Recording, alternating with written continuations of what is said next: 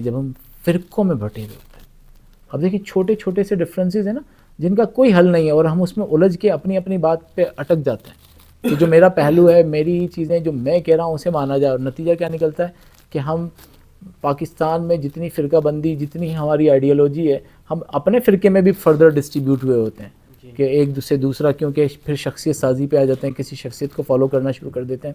تو وہ سب کچھ اٹکتا کسی ایسی جگہ پر ہے جس کا حل کوئی نہیں ہوتا, اور ہم اس کے سولوشن میں بھٹکتے بھٹکتے جو ہے نا خود بھی بھٹک جاتے ہیں اور ایسے نقصان کی طرف چلے جاتے ہیں جو آگے کے لیے بھی خرابی پیدا کرتا ہے. تو سب سے بہترین عمل کیا ہے کہ زندگی میں جو بھی مسئلہ آیا, جو بھی پریشانی آئی, اس پریشانی کو دیکھنے کا ایک تو طریقہ یہ ہے کہ آپ اس زاویے سے دیکھیں جو آپ کا زاویہ ہے, لیکن دوسری طرف آپ اس کے زاویے سے بھی ضرور جا کے دیکھیں جس سے دوسرا کہہ رہا ہے. آپ اس کے زاویے میں اس کی پوزیشن پہ بیٹھ کے اس کی طرف سے چیزوں کو دیکھنا. جیسے ابھی میں نے جب آپ کو کہا کہ اس میں بوڑھی عورت ہے تو آپ کو پہلے فیز میں نہیں نظر آئی, پھر جب آپ نے اوپن کیا کہ اچھا ڈاکٹر صاحب دکھا رہے ہیں تو ہم دیکھتے ہیں, لیکن آپ اس پہ ضد پہ آ جاتے ہیں کہ نہیں ڈاکٹر صاحب یہ تو ہے ہی, آپ زبردستی کر رہے ہیں, تو پھر آپ نہیں دیکھ سکتے تھے. لیکن آپ نے کہا کہ اچھا یہ کہہ رہے ہیں تو جسٹ ہم اپنی توجہ لگا کے دیکھیں, تو پھر آپ کو وہ نظر آ گیا. اور بعض اوقات نہیں بھی نظر آئے تو صرف اتنی عزت کر لینا بھی بہت ہوتا ہے کہ اسے نظر آ رہا ہے تو اس کے لیے سچ ہوگا. تو مجھے کسی کو جھوٹا بولنے کا اختیار, اور ہم بے دریغ استعمال کرتے ہیں, ہم بے دریغ کسی کو بھی جھوٹا بول دیتے ہیں, کہیں پر بھی بے ایمان بول دیتے ہیں, کچھ بھی کر دیتے ہیں, کیونکہ حقیقت کبھی کبھار وہ نہیں ہوتی جو ہم دیکھ رہے ہوتے ہیں, کبھی کبھار اس کے بالکل اپوزٹ ہوتی ہے. تو اس لیے سب سے بہترین عمل یہی ہے کہ دوسرے کو انسان ہونے کا مارجن ہی دے دو, کیونکہ انسان ہے تو اللہ تعالیٰ نے تمام انسانوں کو سدھرنے کا وہ کیا بھی نہیں, ورنہ اس کے لیے تو ایسا تھا نا, اللہ تعالیٰ نے کہنا تھا ہو جا اور ہو جانا تھا, اس سے زیادہ تو نہیں تھا نا. پر وہ یہ فرق رکھنا چاہتا ہے نا, کیوں رکھنا چاہتا ہے؟ تاکہ آپ کا امتحان جاری رہے, تبھی تو پتہ چلے گا. اگر ہر طرف بھلائی ہی بھلائی ہو تو پھر ہم بھلے کیا ہوئے؟ تو ہمارا تو پتہ ہی تب چلتا ہے کہ جب بھلائی نہیں ہے, برائی ہے, برائی کے امکانات ہیں, اور ہم اس کے بعد خود کو روک پا رہے ہیں تو امتحان ہے. اور اگر ہے ہی نہیں, کچھ ہے ہی نہیں, ہر طرف سب کچھ بہترین ہے, تو پھر ہمارا امتحان تو نہیں ہوا. تو لوگوں کو بھی پھر وہی اسپیس دینے کی ضرورت ہوتی ہے. جو معیار میں نے اپنے لیے طے کیا وہی معیار میں اپنے ارد گرد موجود لوگوں کو دوں بھی اور سکھاؤں بھی وہی, اسی باتوں کی زیادہ سے زیادہ کہہ لیجئے کہ سکھانے پہ توجہ لگائی جائے, اسی کی تدریج کی جائے, اسی پر تعلیم دی جائے. تو نتیجہ کیا؟ کیونکہ علم آج کل کے دور میں جو کتابوں کا ہے وہ ایک طرف ہے, پر جو علم آپ کی شخصیت کا ہے وہ اور ہے. تو شخصیت سب سے زیادہ میٹر کرتی ہے. کہ ہم کہتے ہیں نا کسی کو مجھے مسلمان بنانا ہے, تو میں کسی کو مسلمان نہیں بنا سکتا, اور میرا عمل ایسا ہونا چاہیے کہ مجھے کوئی دیکھ کے کہے کہ یار مسلمان ایسا ہوتا ہے, اور جب مسلمان ایسا ہوتا ہے تو مجھے دیکھ کے کہے کہ مجھے اس کے جیسا بننا ہے.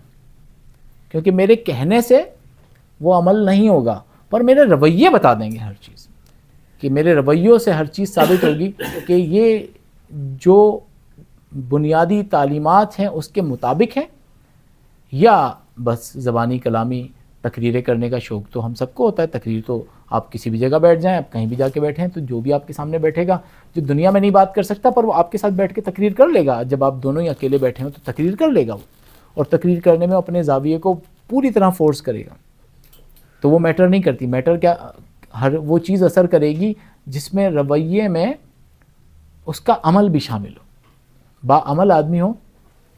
اب یہاں پہ پوزیٹیو سولوشن میں آپ کو یہ ہیلدی ڈائٹ کے بارے میں بتا رہے ہیں, اور آپ کو سموسے لا کے کھلائیں, تو آپ مانیں گے کہ ہیلدی ڈائٹ کا عمل ٹھیک ہے. تو یہ آپ کو کیا کھلاتے ہیں؟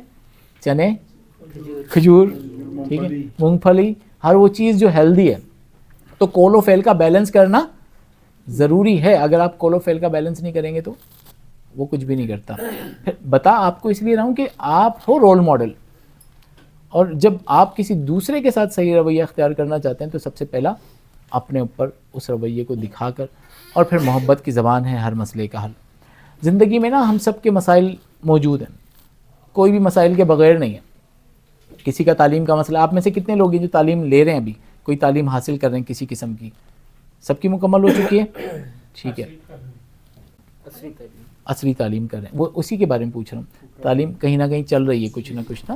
تو وہ آسان نہیں ہوتی نا. تعلیم کوئی بھی ہو اس میں کچھ نہ کچھ دباؤ ہوتا ہے, کچھ نہ کچھ چیزیں ہوتی ہیں جو ہمیں تنگ کر رہی ہوتی ہیں, ہمارے لیے پریشانی کا سبب بنتی ہیں. اسی طرح سے کتنے لوگ ہیں جو کوئی نوکری یا کاروبار کرتے ہیں,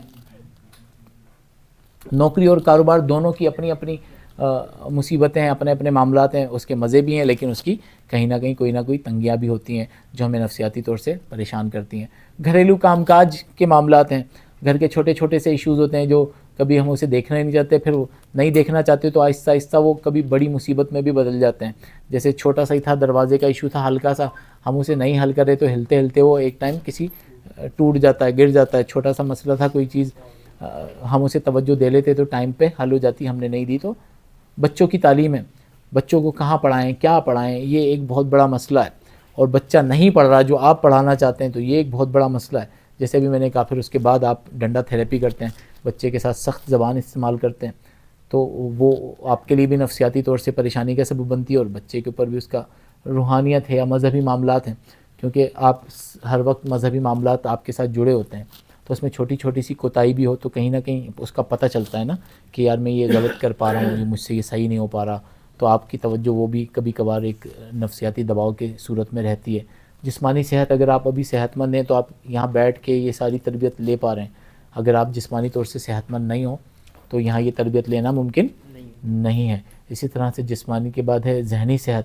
اگر آپ کی ذہنی صلاحیتیں ٹھیک سے کام کر رہی ہیں, آپ ذہنی طور سے صحت مند ہیں, تو ہی آپ سکون میں ہوتے ہیں. اگر ذہنی صحت کہیں تھوڑی سی بھی پریشان ہے تو پھر زندگی ٹھیک نہیں رہتی. شادی جن کی ہو گئی ہے وہ بھی پریشان ہے, جن کی نہیں ہوئی وہ بھی پریشان ہے. ہو گئی, کس کی نہیں ہوئی ہے؟ ہاں, ان کے ساتھ ان کے لیے دعا کر لیں, آمین.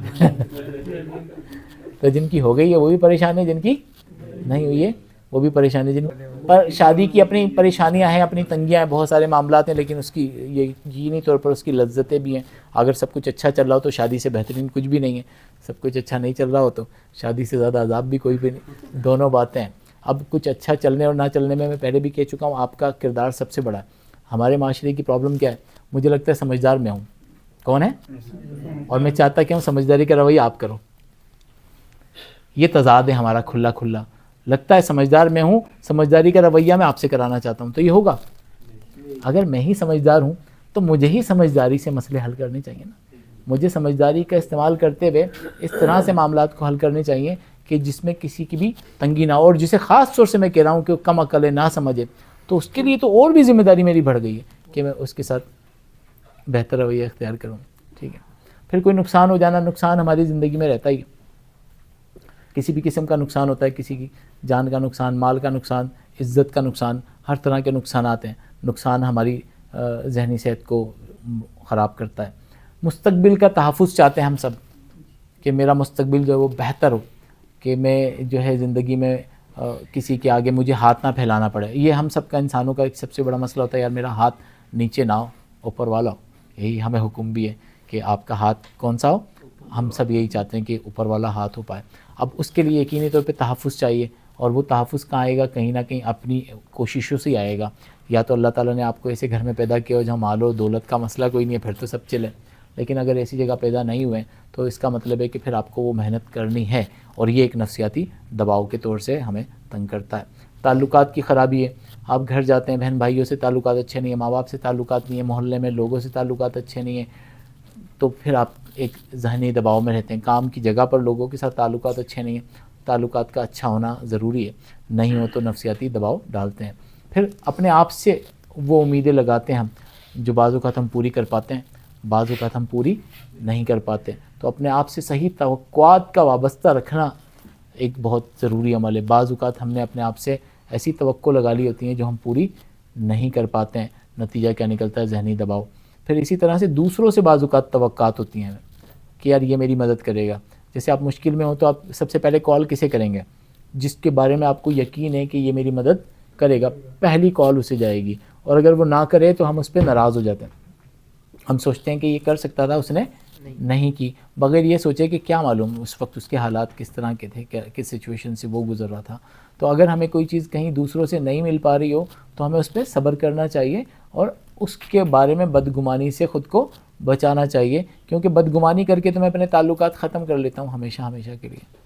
بدگمانی تو میرے دماغ میں بیٹھ جاتی ہے نا کہ میں اس وقت تکلیف میں تھا تو اس بندے نے میرے ساتھ مدد نہیں کی تھی. پتہ ہے اس دن میں تکلیف میں تھا تو میں نے ان سے کہا پر انہوں نے کچھ نہیں کیا, تو اب میں ان کے ساتھ کیوں اچھا کروں.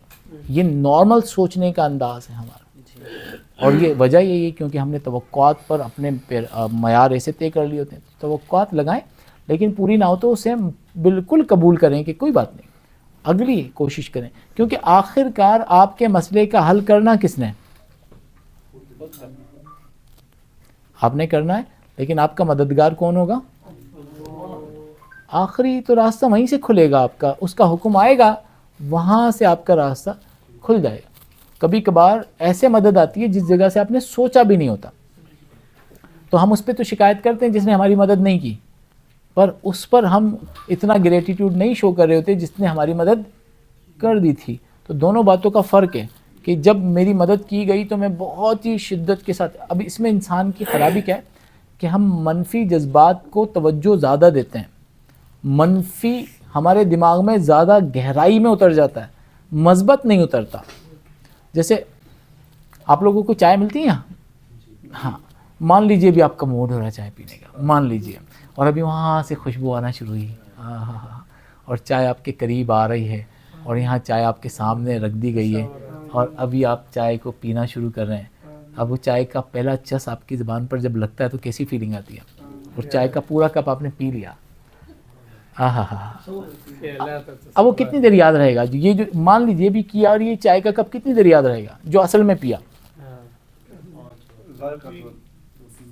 2-3 گھنٹے, 4 گھنٹے, 5 گھنٹے, 1 دن, اس سے زیادہ بھی یاد رہے گا,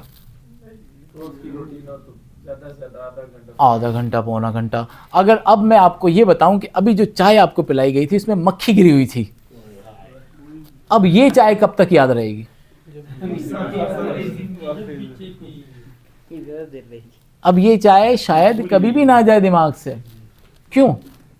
کیونکہ دماغ نیگیٹو, حالانکہ وہ جو چائے آپ نے پی تھی اس کی لذت تو کئی گنا زیادہ تھی اس درد سے جو ابھی آ رہا ہے, کیونکہ وہ تو حل ہو چکی ہے نا, جا چکی ہے, اب تو آپ صرف سوچیں یار, لیکن حقیقی طور پر تو اس کا کچھ نہیں ہے, پر دماغ میں کہاں یہاں جڑی رہے گی. یہی وجہ ہے کہ ہم اب نفرت کا کیا پرابلم ہے, آپ لوگوں سے نفرت کرتے ہیں, اور کسی سے نفرت ہوتی ہے, چڑے ہوئے ہوتے ہیں ہم, اور اس کے بارے میں ہم برا برا برا برا سوچ رہے ہوتے ہیں, اور وہاں ابھی بیٹھ کے مزے سے وہ چل کر آئے, سکون سے بیٹھا وہ انجوائے کر رہا ہے, اور آپ کڑے جا رہے ہیں کہ اس کا میں ایسا کر دوں, اس کا میں ویسا کر دوں, اس کی کون تکلیف میں. تو نفرت آپ کو کوئی فائدہ دے رہی ہے؟